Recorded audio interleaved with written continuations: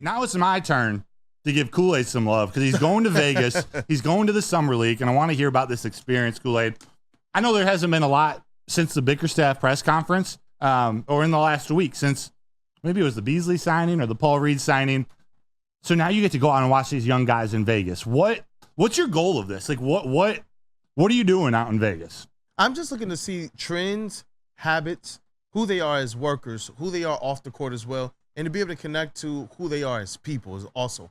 That to me is very, very key because when you look at someone like an Asar Thompson or a Cade Cunningham, being able to get to understand who they are more as people, you get to and as who they are as workers, you're able to see that kind of translate on the court. Those are the types of things that translate to the NBA. So it's like it's not much that I'm going to take away from, Summer League performance. He can go out there and he can drop 50, and it would be like, yo, that's awesome.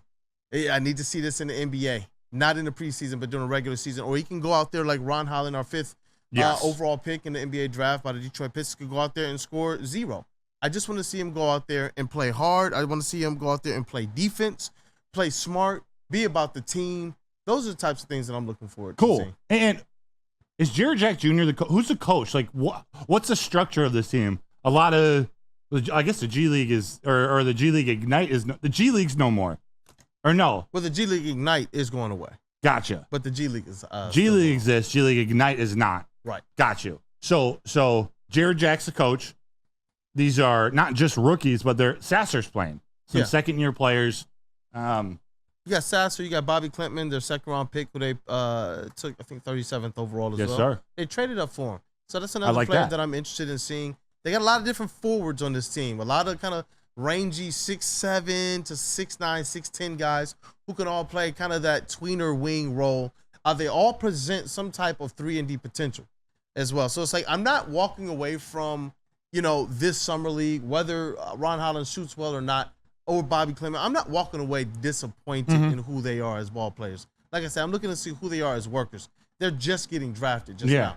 All the work they put in after summer league is where I'm looking to see the gains being made. But right now, let's just see what the ID, the DNA, the identity of who you are. Do you fit the mold of what we heard JB Bickerstaff say he was looking for in his team? Do you fit the mold that we heard Trajan Langdon say?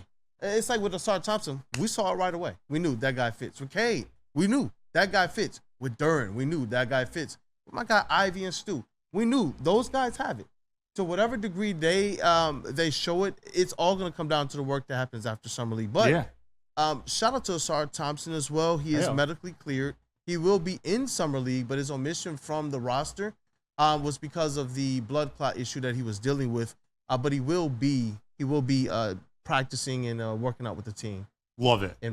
Yeah, you want to see how the young guys, and sometimes it's hard to tell just on TV, which is why I'm excited that you'll be joining us on Monday and Tuesday from Vegas on the show. But to see how coachable these young players are, and I say that you want to see them make progressions from game 1 of Summer League to the end. Like, not that winning doesn't matter. You want to learn to play with the team and win the game, but is Bobby Clintman, the mistakes he makes in game 1, does he take the lessons that Jarrett Jack and the staff are teaching him? Does he improve on those in the short sample size from the start of Summer League to the end? It doesn't need to be astronomical gains or huge changes, but just the fact that they understand what it takes to not just make it to the NBA, but now that you're there, taking what you can from veteran coaches. Like Jarrett Jack has been around the NBA as a player and as a coach, as an assistant coach. But you got to take what you can from these guys and develop or figure out where the holes in your game are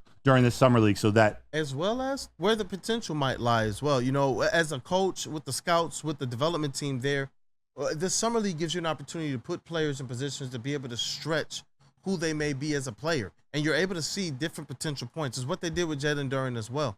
Put them in some positions that they might not be playing right away in the NBA, but it gives you some type of arc that you're able to put this player on as it relates to the development, so that in year 2, year 3, year 4, you can see this player adding more and more discernible skills.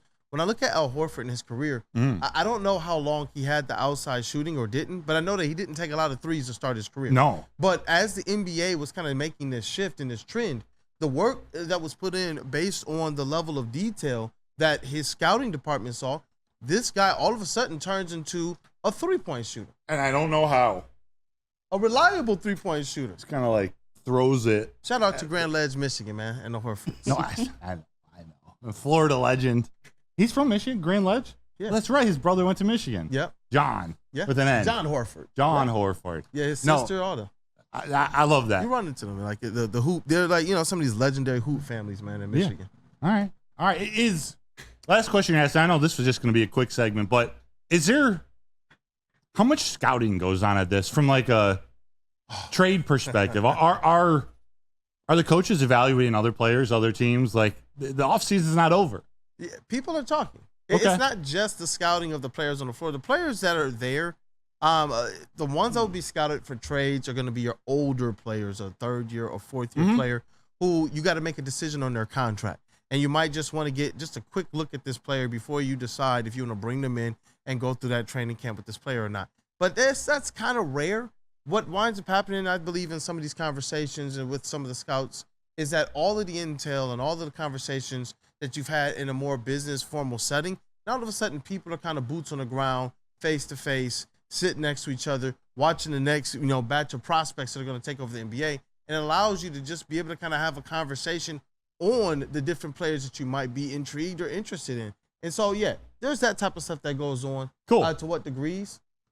Who knows? Well, Kool-Aid, you will be joining. You're going out there Sunday. So yes. You're going to be coming back Wednesday. Going to be joining us Monday and Tuesday. Yep. We'll figure out the right time in the show. Make Wednesday work. So I can if you're there, the 100%. Pistons, podcast. 100%.